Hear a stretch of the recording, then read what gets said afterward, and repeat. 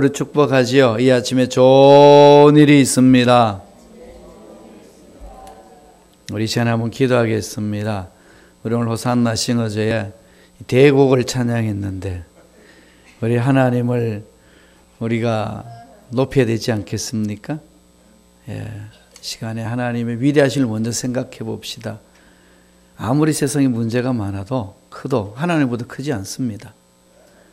그러니까 문제를 갖고 몸부림치기 전에 먼저 하나님이 얼마나 위대하신지를 마음속에 그립니다.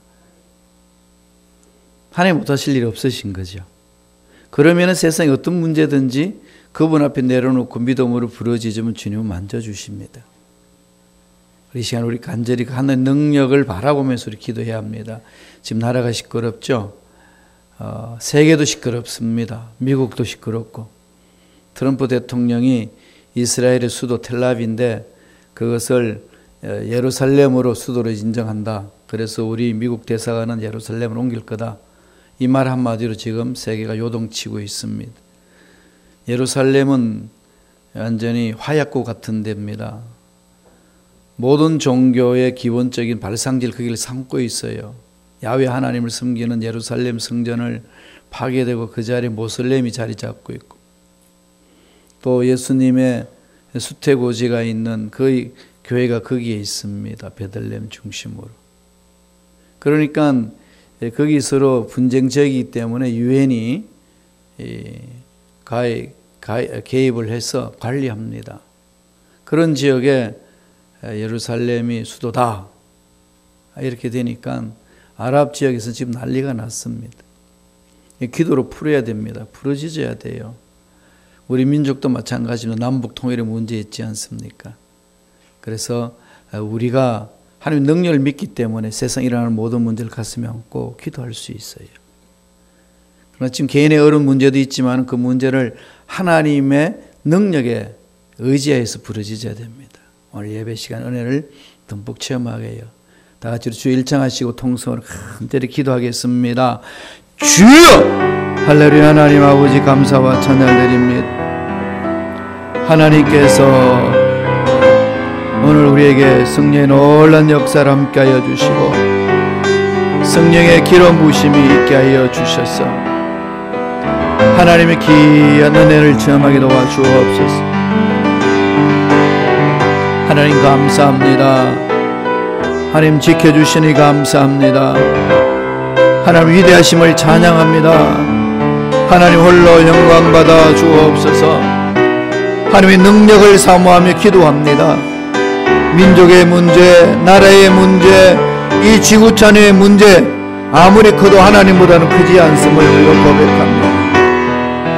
오늘 호산나 싱어제가 하나님 위대하심을 찬양한 것처럼 우리들도 위대하신 하나님을 찬양하며 나아갑니다.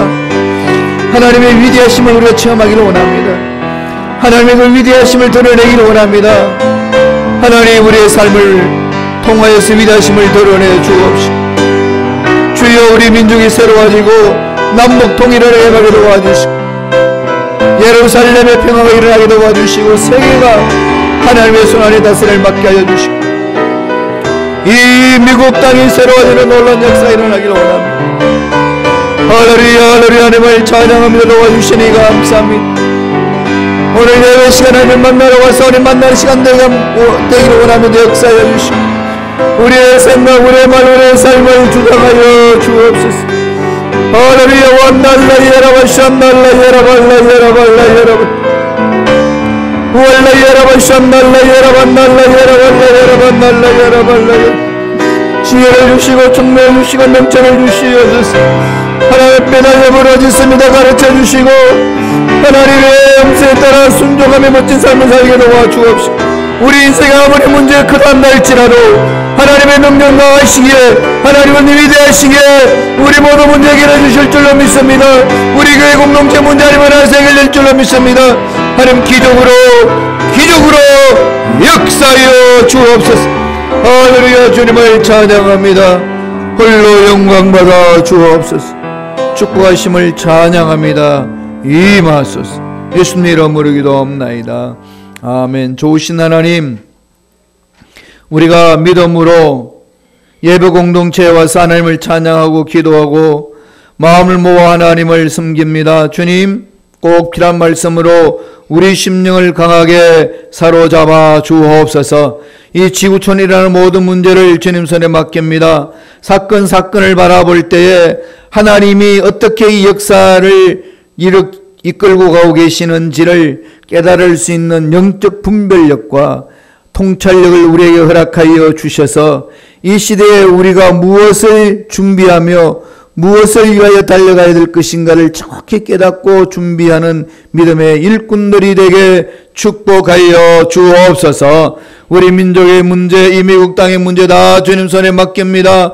합력하여 선을 이루신 하나님 놀라운 능력이 우리 민족 속에도 나타나게 하시고 이 미국 땅에도 임하게 허락하여 주시며 예루살렘에서도 그러한 일들이 일어날 수 있도록 주여 역사하여 주옵소서. 예배 공동체를 섬기는 일꾼들마다 축복해 주시며 호산나 싱어정에게 승리의 놀라운 기름 부심 있게 하여 주시고 한 사람 한 사람 붙들어 주시고 은혜를 더하여 주옵소서. 차량으로 안내봉사로 음식봉사로 구역장으로 섬기는 일꾼들마다 간섭하여 주시고 개입해 주셔서 하나님이 예배하신 복이 넘쳐나게 축복받을 수 있도록 인도하여 주옵소서. 오늘도 마음을 알짝 열고 아버지 말씀을 사모합니다. 임재하여 주옵소서. 감사하고 예수님 이름으로 기도드리옵나이다. 아멘. 함께 봉독했던 말씀 중심으로 원수에서 형제로 라는 제목으로 은혜 말씀을 나누겠습니다. 사람은 혼자 못 살죠. 하나님이 아담을 창조하시고 혼자 독차하는 것이 합당하지 않다고 여기셔서 돕는 배필 하와를 붙여주셨습니다. 그 두 사람이 재밌게 잘 살다가 서로 의견 대립이 일어나는 거죠. 하나님께 집중하지 못한 나머지 하나님이 하지 말라는 것을 스스럼없이 행합니다. 관계가 깨어진 거죠. 관계가 깨어지자마자 그렇게 서로 사모하고 서로 사랑하고 서로 하나라고 고백했던 아담과 하와는 서로 핑계를 댑니다. 서로 핑계를 대면서 변명거리를 찾으면서 관계가 깨어지는 거죠. 이게 우리 인간의 삶의 모습을 보여주는 것 아니겠습니까? 모든 사람들은 인간관계 속에서 마음의 상처를 주고받거니 하면서 살아갑니다. 독일 철학자 소펜하우는 인간관계를 예를 들어서 설명하기를 추운 겨울밤에 함께 있는 두 마리 고슴도치의 관계다. 그렇게 묘사를 한 적이 있습니다. 추운 겨울밤에 두 마리 고슴도치는 어떻게 해야 될까요? 몸의 온도를 유지하기 위해서는 같이 붙어 있어야 되잖아요. 같이 붙어 있으면은 가시 때문에 서로 찌릅니다. 그러니까 체온을 보존하기 위해서 같이 붙여 있으려고 그러니까 가시로 찔리고 그 찔리는 가시 피해서 옆으로 피하니까 혼자 있기에 너무 겨울밤이 춥습니다. 찔리기 싫어서 떨어지게 되고 떨어지니 추워서 죽을 지경이고 그리고 떨어질 수 없고 붙어 있자니 아프고 이런 관계가 우리 인간의 관계가 아닌가 이렇게 이야기를 합니다. 서로 상처를 주거니 받거니 하면서 산다는 거죠. 마음의 상처는 참으로 사람을 고통스럽게 만들지 않습니까? 마음의 평안도 상실하게 되고 피해의식 속에 살게 되고 그러다 보니까 행복도 잃어버립니다. 이런 상처를 이제 깊이 받고 살다가 보면은 사람을 이렇게 피하게 됩니다. 하나님은 사람과 사람 관계에서 피하는 관계가 아니라 더불어 살아가는 관계로 만들어 주셨는데 피하는 관계가 되면서부터 서로 소외를 느끼고 공허를 느끼고 허물을 느끼기 시작합니다. 지금 세상에서 살아가는 사람들이 대다수가 그렇습니다. 그런데 더 안타까운 것은 예수님 사랑 때문에 만나서 신앙생활하는 우리 교회 공동체 속에서도 그러한 일들이 비일비재하게 일어난다는 사실입니다. 참 비극적인 거죠. 풀어내야 됩니다. 소편하고 이야기했던 것 참 마음판에 새길 필요가 있는 거죠. 고슴도치 두 마리가 추운 겨울에 살 수 있는 길을 찾으면 됩니다. 옆에 있는 사람한테 붙어오면 고슴도치는요, 자기 털을 깃발을 세웁니다. 공격을 해야 되니까. 그럼 세우니까 찔리는 거죠. 그러지 말고 비스듬히 세워놓고 너 없이는 나 못 살아. 이런 마음으로 하면은 서로 천을 유지하면서 충분히 살아갈 수 있다는 겁니다. 사람 사이에 있어서 상처가 안 일어나면 좋겠는데 안 일어날 수 없다는 거죠. 그런 상처가 있을 때에 어떻게 서로 부둥켜 안고 쓰다듬고 치유하느냐, 화해하며 사느냐, 이게 중요한 거 아니겠습니까? 2017년도 12월 이젠 마무리할 때가 됐습니다. 2017년도 시작한 지가 그제 같은데 벌써 마무리한 단계입니다. 무엇을 마무리해야 될까요? 물론 똑같은 날의 연속이에요. 그러나 우리 인생에 있어서 이런 연도가 있다는 것은 한 해를 끝마무리 될 때는 마무리를 짓고 또 새로운 해를 준비하고, 대나무가 튼튼히 자랄 때 매듭을 지어서 강한 대나무가 되는 것처럼 우리 인생이 강하게 되기 위해서는 한 매듭씩 지어나가는 것이 중요한 거죠. 그래서 마음에 있는 한들을 풀어내고 마음에 있는 상처들을 어루만지고 서로 치유받고 그렇게 해서 하나의 공동체로 만들어가고 화해하는 인생을 살아야 된다는 겁니다. 어떻게 그렇게 살아야 될까요? 오늘 본문 말씀이 우리에게 잘 가르쳐 주고 있습니다. 야곱은 정말 열정적인 사나이입니다. 자기가 원하는 것은 반드시 성취해야만 속이 시원한 사나이예요. 그럼 둘째로 태어나서 형의 장자가 받아야 될, 형이 받아야 될 상속이 너무 탐이 납니다. 형이 받아야 될 상속을 자기가 받고 싶습니다. 이렇게 해서 형의 상속을 뺏었습니다. 상속권을. 장자권을 뺏었죠. 그걸 뺏어가지고 형을 화나게 만듭니다. 도망가지요. 도망가서도 멋지게 한번 삽니다. 자기가 하고 싶은 일 다 하지 않습니까? 그래서 많은 이 가족을 거닐게 되었고 많은 복을 받았습니다. 그렇지만은 늘 야곱 마음속에서는 돌이킬 수 없는 상처가 있습니다. 누구의 이름만 생각하면은 마음이 편치가 않습니다. 그 사람의 이름을 떠올리기도 싫고 자꾸 내던지는 거죠. 내던지면서 타향해서 20년간 일명 이민 생활을 합니다. 얼마나 보고 싶었겠어요. 엄마도 보고 싶고 아버지도 보고 싶고 형도 보고 싶은데, 그런데 그 형 때문에 갈 수가 없습니다. 생각만 하면 치가 떨리는 이름이 있습니다. 누구지요? 에서. 에서만 부르면은 이 마음에 막 떨리는 거죠. 한이 있습니다. 풀긴 풀어야 되는데 풀 길이 없습니다.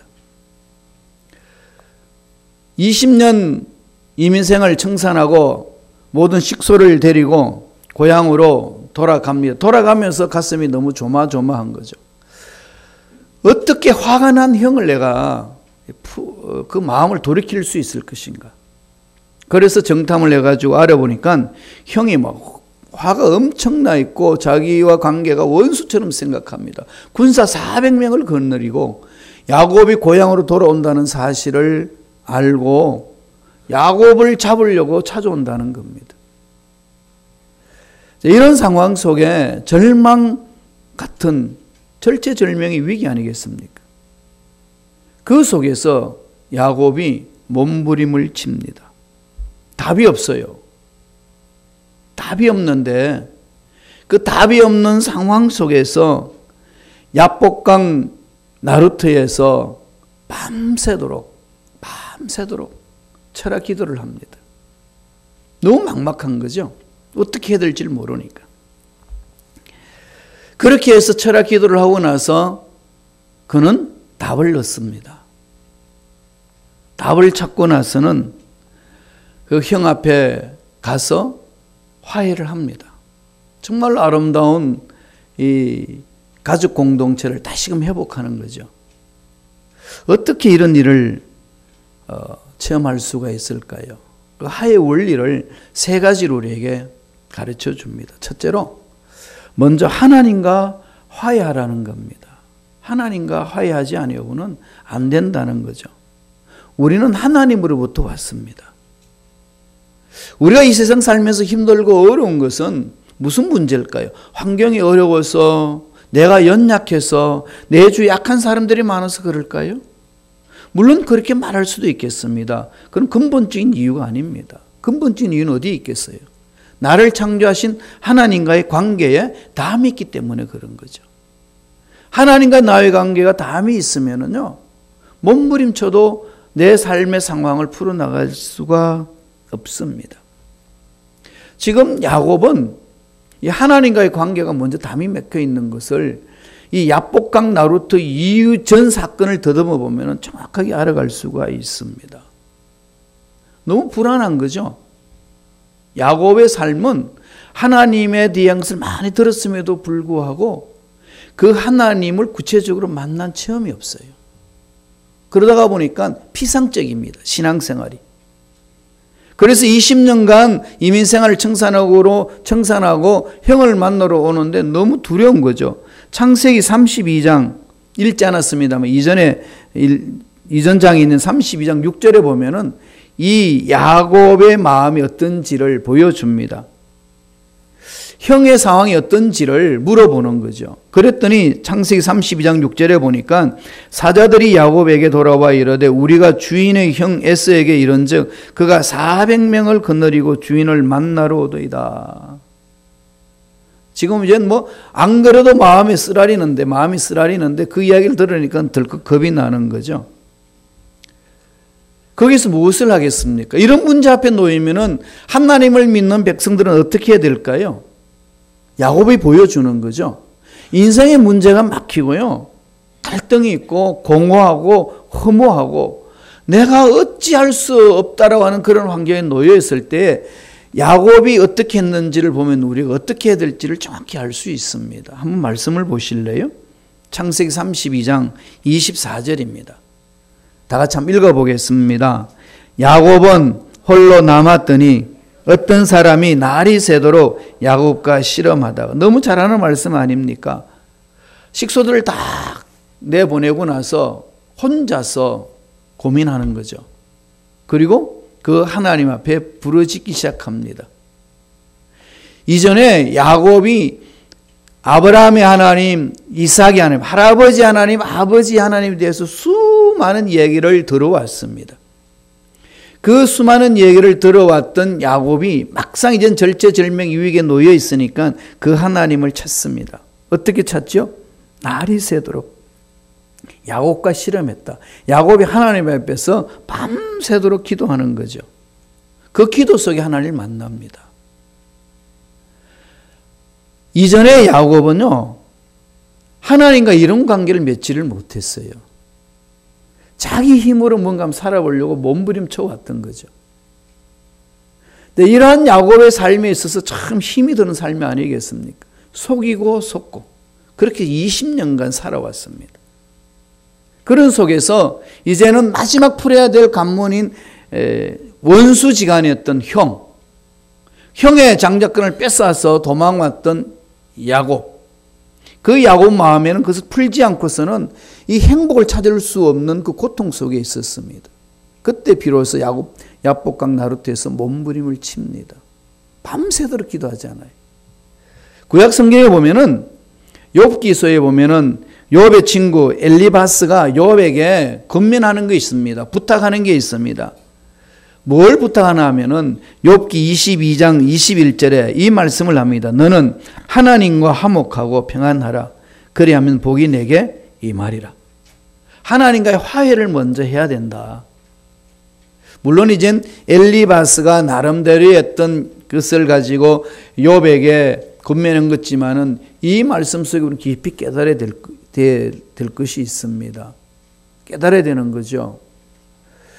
저와 여러분은 가장 근본적으로 신앙생활이나 인생살이에 있어서 깊이 파고들어야 될 것은 하나님과 나의 관계입니다. 얼마나 하나님과의 관계가 회복되고 있는지를 돌아봐야 되는 거죠. 야곱은 절체절명 위기 속에 나와서 비로소 하나님과의 화목을 취합니다. 몸부림치는 거죠. 돌아보게 하는 거죠. 그리고 나서 그 야곱이 하나님 앞에 기도하는 내용이 다릅니다. 야복강 이전에 하나님께 기도하는 내용하고요, 야복강 이후에 기도하는 내용하고 하나님을 찾는 게 다릅니다. 한번 비교를 해볼까요? 야복강 나루트 이전에 야곱이 하나님께 기도하는 내용이 있습니다. 32장 9절이에요. 여러분 참 깊이 한번 묵상해 보세요. 야곱에게 뭐가 빠져 있는지를 여러분 보셔야 돼요. 우리 신앙생활이 중요한 부분이거든요. 창세기 32장 9절입니다. 다 같이 읽습니다. 야곱이 또 이르되 내 조부 아브라함의 하나님 내 아버지 이삭의 하나님 야훼여 주께서 내게 전에 내게 명하시기를 내 고향 내 족속에게로 돌아가라 내가 내게 은혜를 베풀리라 하셨나이다. 형을 피해서 가다가 베델에서 돌단을 베개로 쌓고 제단을 쌓으면서 제단을 쌓았는데 돌 베고 잤던 그 밤에 천사들이 오락내락 하는 것을 봅니다. 그때 하나님이 약속한 게 있죠. 돌아오게 아마 체험했잖아요. 하나님에 대해서 어떤 것인지 알잖아요. 그러고 나서 이제 야복강 나루트 전에 절체절명 위기 속에 있을 때 기도하는 내용 보세요. 되게 하나님을 찾으면서 기도하는 것 같지요. 뭐가 빠졌나요 여기에? 32장 9절에 뭐가 빠진 것 같아요? 야곱에게 뭔가 빠져 있어요. 이게 지금 기도하는 것 같지만 심각한 문제가 있습니다. 깊이 보셔야 돼요. 32장 9절을 한번 더 띄워주세요. 자막을 보내주실래요? 32장 9절에 보면은 뭔가 빠져 있습니다. 야곱이 또 이르되 내 조부 아브라함의 하나님 내 아버지 이삭의 하나님 야훼요. 그걸 끝마치죠. 뭐가 빠졌지요? 야곱의 하나님 나의 하나님이 없어요. 이게 야곱의 문제입니다. 여러분 신앙 어떠신가요? 야곱은 야훼 하나님의 공동체 속에 산 사람이에요. 할아버지 아브라함의 신앙 얼마나 뛰어납니까? 믿음의 조상 아닙니까? 기적적으로 태어난 이삭 아버지의 신앙이 있습니다. 사랑하는 엄마로 인하여서 교육을 받았던 야곱 하나님에 대해서는 얘기를 들었는데 내가 만난 하나님이 없습니다. 내가 만난 하나님이 없어요. 이게 야곱의 문제죠.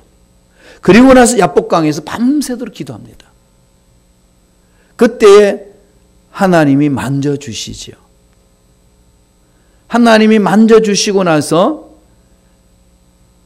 에서를 만나고 화해하고 나서 단을 쌓는데 그때 단을 쌓을 때에 이렇게 이야기합니다. 창세기 33장 20절이에요. 야복강 나루트 이후에 하나님을 이렇게 찾습니다.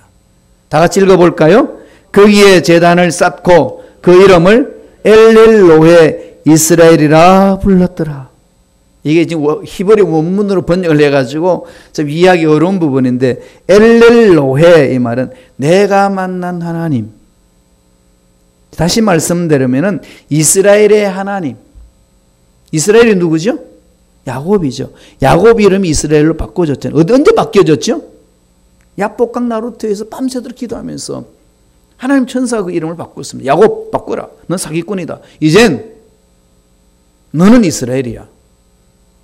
그리고 나서 단을 쌓고 하는 소리가 엘렐로헤 이스라엘. 야곱의 하나님, 이스라엘의 하나님, 나의 하나님이십니다. 야복강 나루트 이후에 비로소 야곱은 나의 하나님을 체험을 합니다.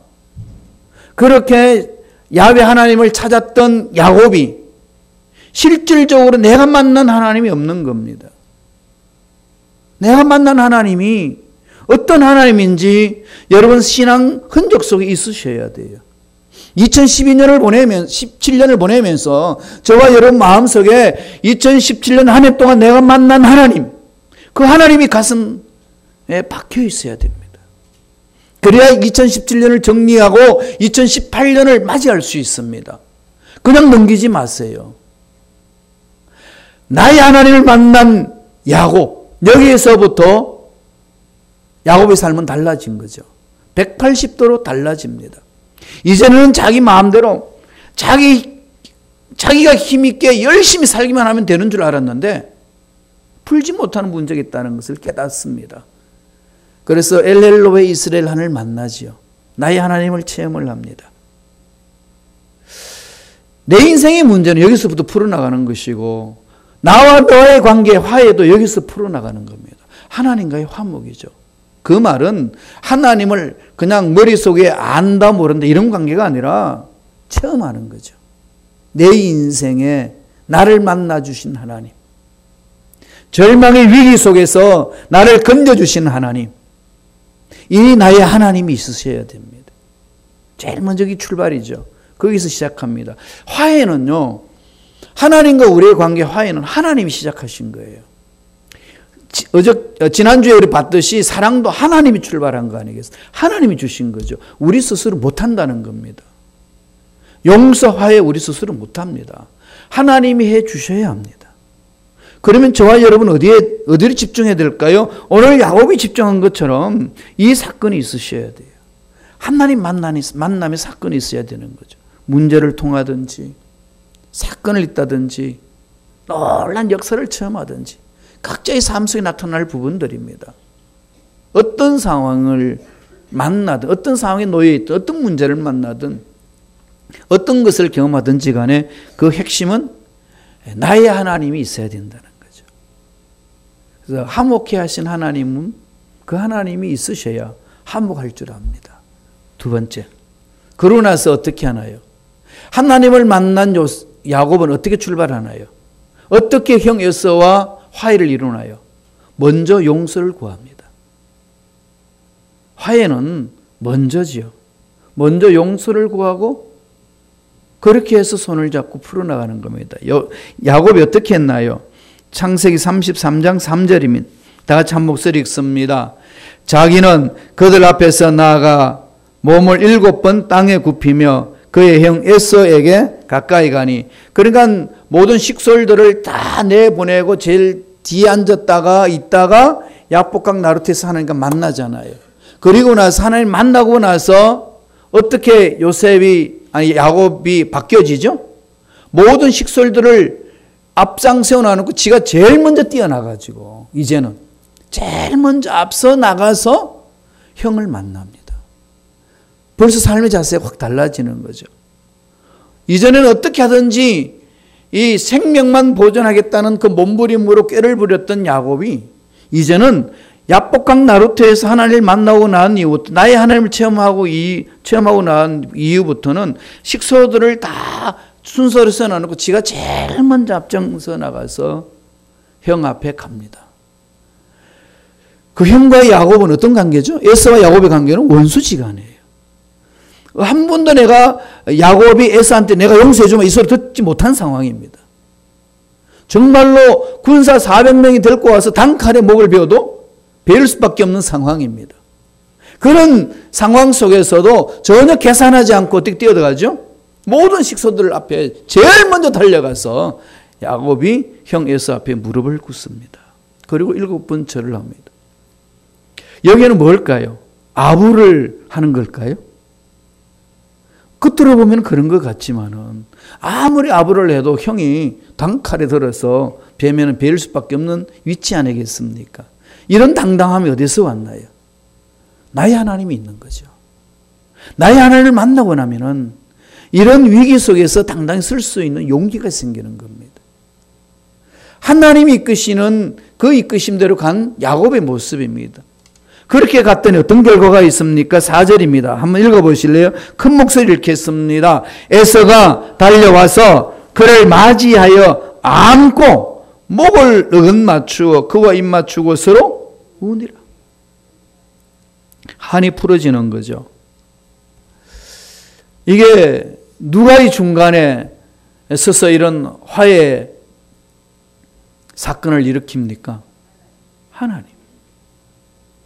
야곱이 나의 하나님을 만나고 나니까 자기 자신을 돌아보는 거죠.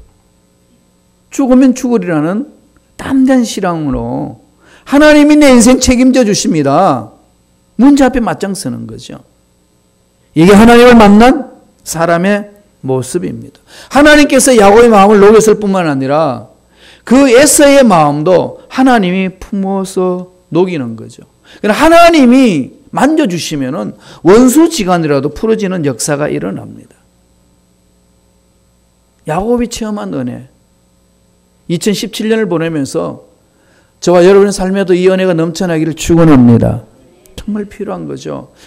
이 원리 중에 원리인데 우리 이걸 자꾸 놓칩니다. 이 부분이 풀어지지 않고서는 관계 형성이 안 된다는 거죠.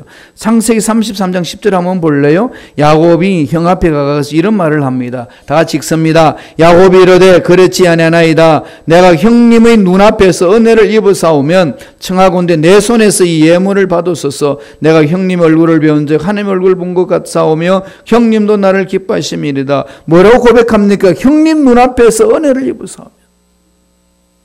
형의 장자권을 뺏어서 도망갔던 그가 하나님 눈앞에서 은혜를 입으사오면 이미 예물을 받으소서.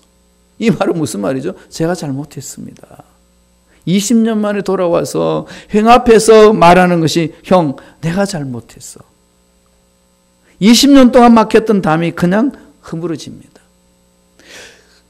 그렇게 허물어질 수 있는 것, 말 한마디에 그런 일이 일어나나요? 예, 그 말이 힘이 실릴 수 있었던 것은 야곱의 마음에 하나님이 살아계시기 때문에 그 말 한마디가 서로 관계가 깨어졌던 것이 풀어지는 역사가 일어난 겁니다. 말 한마디 한마디가 중요하지만은 그 말 한마디가 마음에 실려야 되는 것이고 마음의 진정성이 우러나야 되는데 그 진정성이 인간적인 차원의 진정성이 아니고 하나님이 만져주시는 그 진정성으로 일어나는 거죠. 하나님이 그 심령을 만져니까 진정으로 마음이 변화되지 않습니까? 만나면 변해요. 저는 확신합니다. 정말 사람은 변하기 어렵거든요. 아시잖아요. 50 넘어가면은요, 사람이 자기 습관 변하기 시키기 너무 어렵습니다. 많이 경험해 보셨죠? 60대면 더 어려워지고, 70대면 더 어려워진대요. 그런데 하나님 만나면 그 어려워지는 상황도 하나님 풀어주신다는 겁니다. 창세기 33장 읽어보면은요, 야곱이 자기 형 에서에 대하여서 불만과 불평을 터뜨린 적은 한마디도 없습니다. 변명하지 않습니다. 그때는 말해 형 이래서 이런 말 한마디 안 씁니다.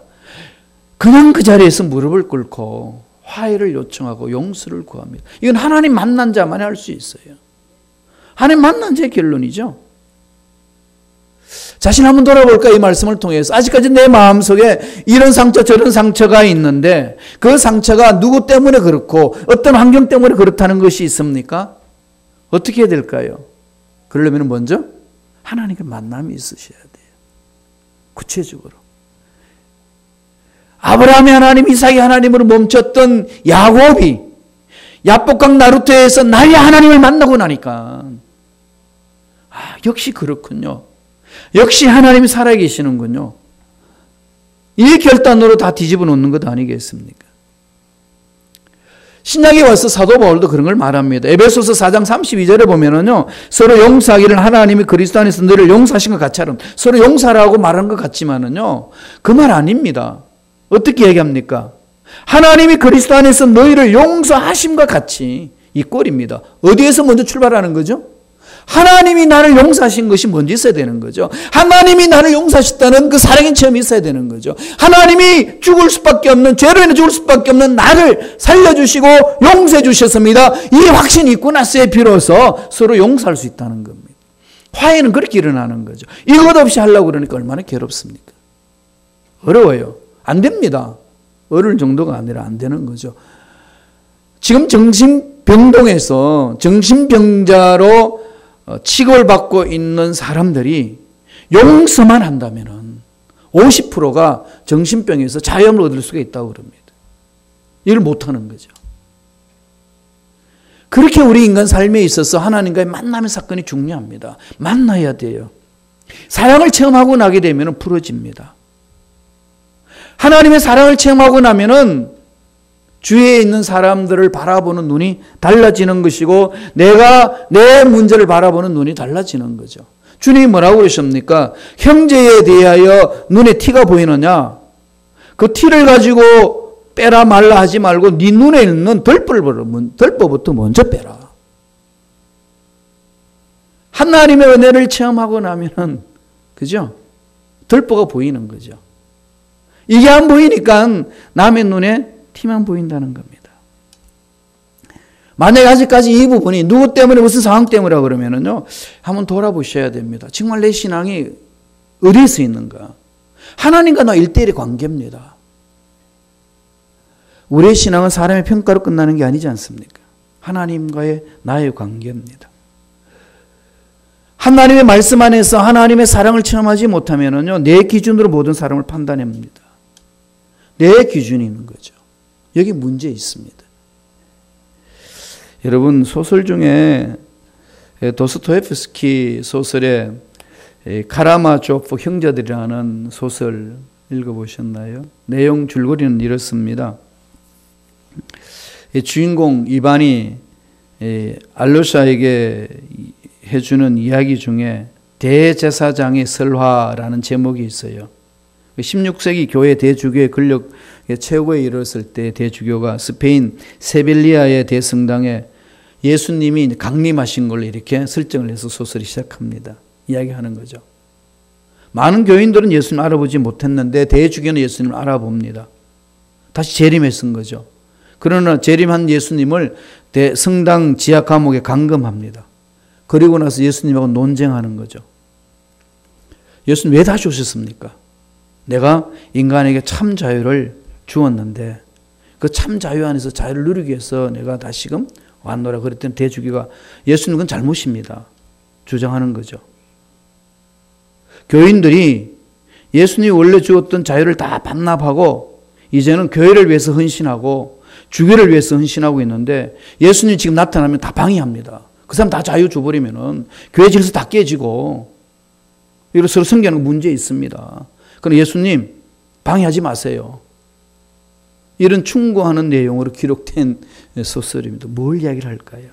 우리 신앙생활을 비꼬는 얘기죠. 예수님의 말씀은 이건데 그 이해가 안 되는 거죠. 그렇게 하면 안 된다는 겁니다.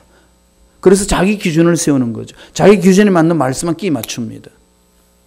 이렇게 신앙생활하고 있는 모습이 너무나 많았기 때문에 도스토옙스키가 이 카라마조프 형제들이라는 그 소설 속에 그 내용을 이야기하면서 꼬집습니다. 교회는 어떤 곳일까요? 예수님의 생명이 움직이는 거죠. 예수님의 생명을 체험하기 위해서 모여드는 것이 교회입니다. 교회는 누가 올까요? 죄인들이 옵니다. 회개하고 구원받는 것이 교회입니다. 어떤 죄를 범했단다 할지라도 교회에 와서 예수 만남으로 변화받는 곳입니다. 그래서 주님이 불러주신 거죠. 마태복음 9장 13절에 보면 주님이 뭐라고 그러셨습니까? 너희는 가서 내가 긍휼을 원하고 제사를 원하지 아니하노라 하신 뜻이 무엇인지 배우라. 나는 의인을 부르러 온 것이 아니라 죄인을 부르러 왔노라. 죄인을 부르러 왔다는 거죠. 아버지의 마음은 그겁니다. 죽을 수밖에 없고 이 세상 희망이 없는 자들이 와가지고 하나님을 만남으로 죄 씻음 받고 하나님 사랑 체험해서 힘을 얻어서 이 세상에 절망 같은 세상에 나가서 힘있게 살아갈 수 있도록 만들어주는 것이 교회라는 거죠. 강도도 올 수 있고 세리도 오고 창녀들도 오고 수많은 사람들이 몰려드는 것이 교회입니다. 그런데 우리 눈으로 바라보면은 교회가 왜 저런 것들이 와? 이럴 수 있습니다. 멈추셔야 돼요. 교회는 죄인들이 와서 구원받는 곳입니다.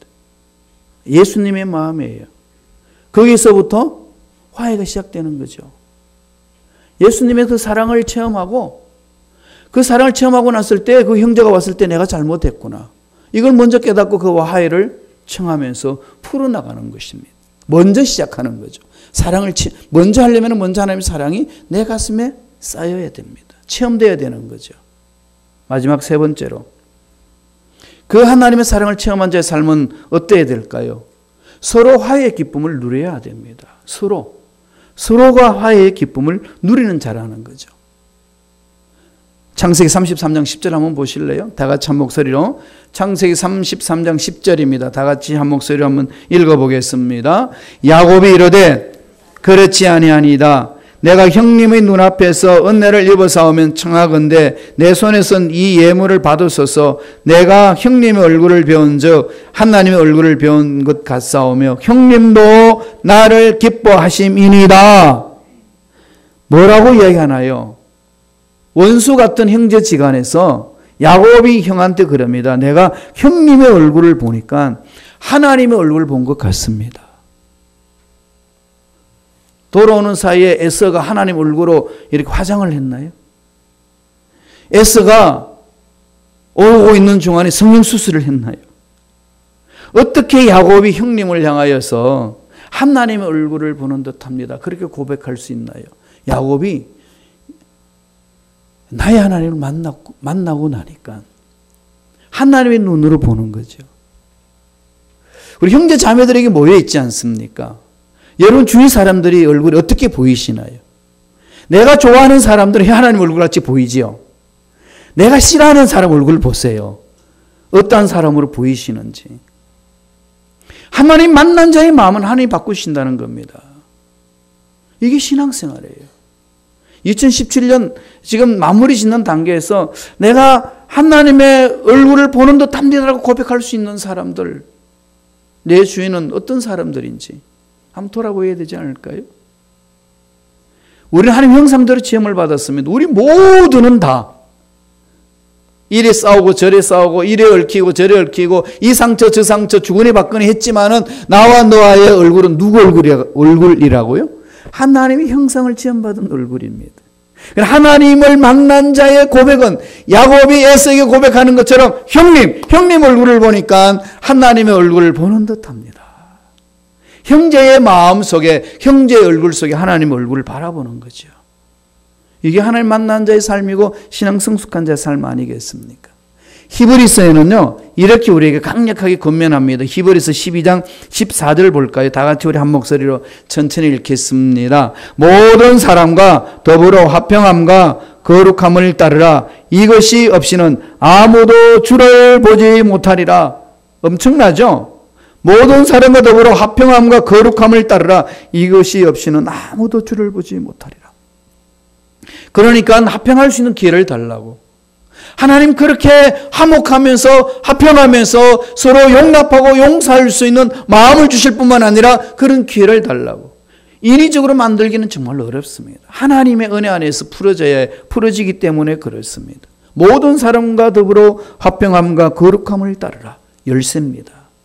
이것 없이는 하나님을 보지 못한다고 우리에게 말씀하고 있습니다. 야곱이 하나님을 만나기 전까지는 자기 계획, 자기 주장 관철시키는 데 앞장섰습니다. 그러나 야곱이 야복강 나루트에서 야훼 하나님을 만나고 나의 하나님을 만나고 나니까 원수지간으로 지냈던 그 형 앞에 와서 무릎을 꿇고 고백하는 말이 형으로부터 내가 은혜를 받았고 형의 얼굴을 보니까 하나님의 얼굴을 보는 듯합니다. 그 고백이 나온다는 거죠. 이게 신앙생활이라고 성서는 가르쳐 줍니다. 거기서부터 출발해야만이 우리의 신앙의 앞날이 열려진다는 거죠. 요한일서 4장 12절에 요한은 이렇게 이야기를 합니다. 우리 이 말씀을 읽고 마치겠습니다. 다 같이 한 목소리로 요한일서 4장 12절 다 같이 읽겠습니다. 어느 때나 하나님을 본 사람이 없어되 만일 우리가 서로 사랑하면 하나님이 우리 안에 거하시고 그의 사랑이 우리 안에 온전히 이루어지느니라. 하나님 얼굴 어떻게 봅니까? 어떻게 만집니까? 여러분 볼 수 있고 만져보셨나요? 그러나 하나님을 볼 수 있고 만질 수 있는 길을 가르쳤습니다. 그게 뭐죠? 만일 우리가 서로 사랑하면 하나님이 어디에 있을까요? 우리 안에 있습니다. 하나님을 만난 야곱이 원수처럼 여겨졌던 형 앞에 와서 형의 얼굴을 보니 하나님의 얼굴을 보는 듯합니다. 2017년 보내면서 형제 자매 지간에 서로 이런 고백이 마음속 깊은 곳에서 진정으로 당신을 보니까 하나님의 얼굴을 뵙는 듯합니다. 그런 고백이 넘쳐나기를 축원합니다. 참 우리 순복음식 가교회 공동체가 참 그런 공동체로 만들어가면 참 좋겠어요. 우리 힘으로는 안 된다는 걸 늘 성서는 가르칩니다. 우리 보고 우리 힘으로 하라고 그러지 않습니다. 나의 하나님 만날 때 가능하다고 가르쳐 줍니다.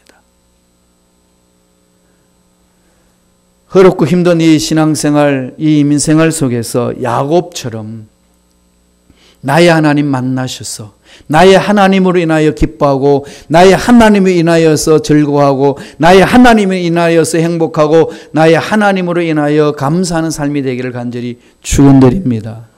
기도하겠습니다. 하나님 아버지 감사합니다. 우리가 연약합니다. 부족합니다. 어리석습니다.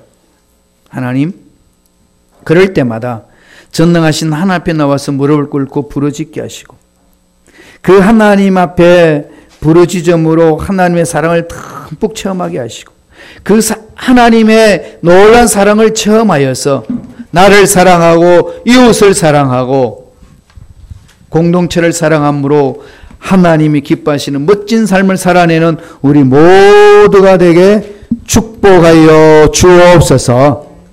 이제 하나님의 사랑 안에서 야곱이 에서가 화해한 것처럼 그 형제들처럼 손을 잡고 새롭게 하나님 사랑으로 출발하기를 원합니다. 주여 우리 삶을 붙들어 주옵소서. 감사하고 예수님 이름으로 기도드리옵나이다. 아멘.